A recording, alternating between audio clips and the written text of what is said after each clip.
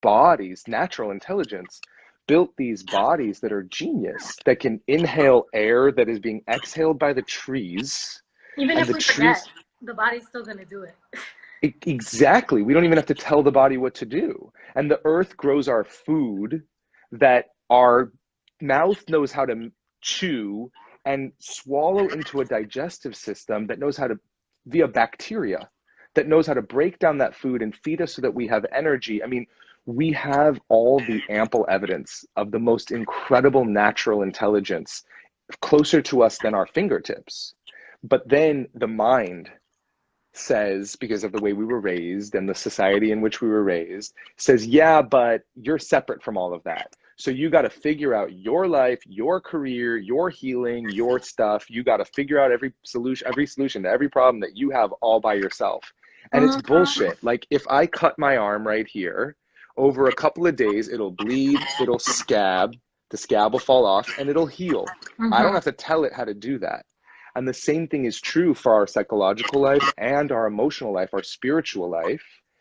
And the thing is that we are so often running away from that healing because we're doing so much and we're moving so fast and we're scrolling so much and we're so out there, that the healing is right here. We don't have to do anything other than sit down.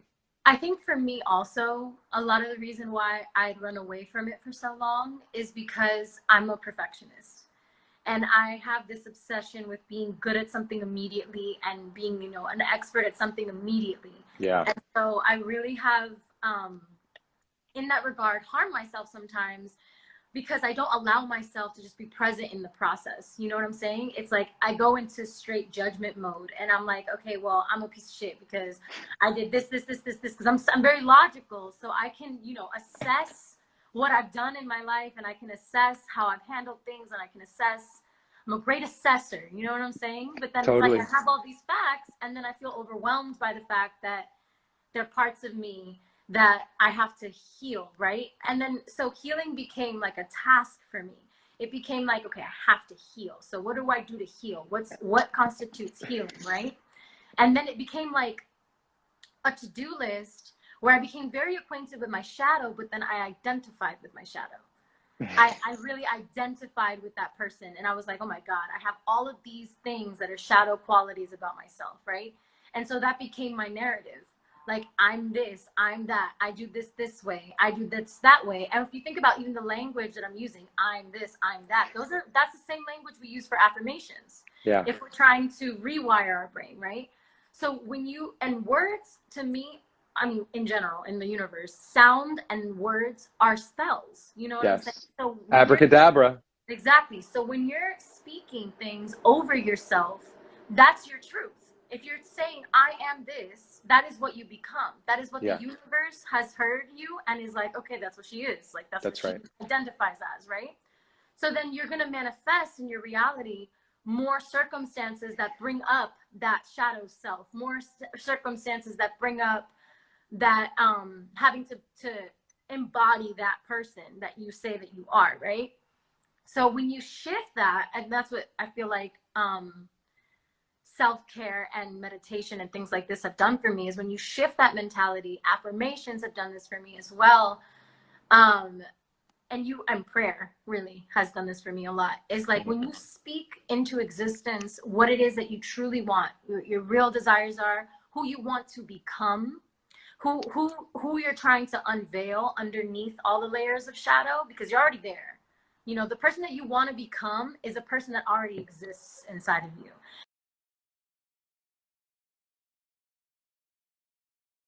And that's what a lot of us, again, in that destination, that perfectionism, we already want to be there. You know what I'm saying? And so we think it's somewhere we're going, but really the whole time, it's just about being introspective and sitting in your truth and your real essence, instead of bombarding yourself with all of the narratives that you've given yourself, that your family might have given you, that your friends might have, jealous bitches might have given you, that, like, you know, that society gives you. Because like we're talking about, society is constantly programming us to be something that is unworthy. Something from the moment we're born. From the second we're born, we're like little baby sponges. And we just absorb the reality. We absorb the unhealed trauma from our parents and their parents and their parents and their parents. And we take it all on, and we become these young adults and then older adults, not realizing that the person that we're living as is not at all what we would have created ourselves to be. But we have a really hard time, right, realizing that. And what you just said about how we are trying to run after what we want to become, when in reality, it's already right here. And so instead of running to, it's actually about slowing down and being with yourself, which is where you find your true self. It's truly right here. But if you're always going, you're running away from it, right? But it's so hard for people to do that, mainly because we've had no training in learning how to slow down.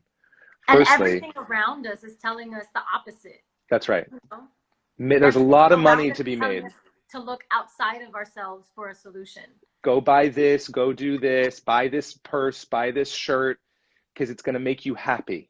And then you see these marketing ads, which are spending tons of money, right? Talk about social media as well, right? Like the people who are creating all this infrastructure are hiring neurologists to know what's going to grab our attention at all times, right? And so we actually have to peel ourselves back from it to learn how to slow down. But here's the other issue. Not only are we trained to move fast and buy stuff and do more, but also when we do slow down, all the feelings that we never let ourselves feel from a really young age, whoosh. And so then we go, whoop, let me grab my phone, or whoop, let me grab a cigarette, or whoop, let me get something to eat, or whoop, let me go look at some porn, right? Or let me go work out. Even that shit can become an addiction, right? Because we don't want to, or smoke weed, right? That was my number for sure. That is, I'm still grappling with it, but definitely my numbing agent, definitely. Yeah. And I when I use it in an abusive way, of course, right. I think marijuana is a beautiful herb that can be used for beautiful connection with so many different things. It's definitely what opened my mind up to being more present with my spiritual self. Like when I started smoking, that definitely was something for me that really worked for me in that regard. It opened my mind up into whole new places. But same. It became a crutch for me. It became a numbing agent for me throughout my use of it, to the point where it literally had to physically harm me in order for me to come to a realization that it wasn't something that I could be doing and abusing like that. You know what I'm saying? Yeah. So it's definitely something that, you know, I'm grappling with even to this day. I'm still working on it. Mama, say hi. That's say hi. You. Say hi, say hi, say hi. Okay, get on. I know. They're like, it's time for dinner. The sun's going down. It's time for dinner. You can chill. Oh my God, my dog is so upset at me right now. Yo, I'm so with you. These things can either be used as a way to check in or check out, right? And food is beautiful, but it can be used as consciously. As you said, we can say a prayer. We can have some gratitude for the earth that grew our food and for all the hands that it took and the work that it took to get it to our plate, and gratitude for the work that we have that allowed us to pay for the food, so that and gratitude for the body that knows how to digest the food. Or food could be used as a numbing device. And all we're ever whether it's food, sex, weed, smoking, whatever, drinking, these are all what we call medicators. Society drinks. We are society drinks. Yeah. And what we're medicating is we feel the pain that we never let ourselves feel, mainly because every single one of us, unless you had enlightened masters for parents, I've never met anybody who does, but our parents were stressed, or they had money issues, or they had issues in their relationship, or they themselves had unhealed trauma, or there was stuff going on culturally that didn't allow them to be self-expressed. And they were dealing with immense amount of stress. And then we were these young babies who felt a wide range of emotions.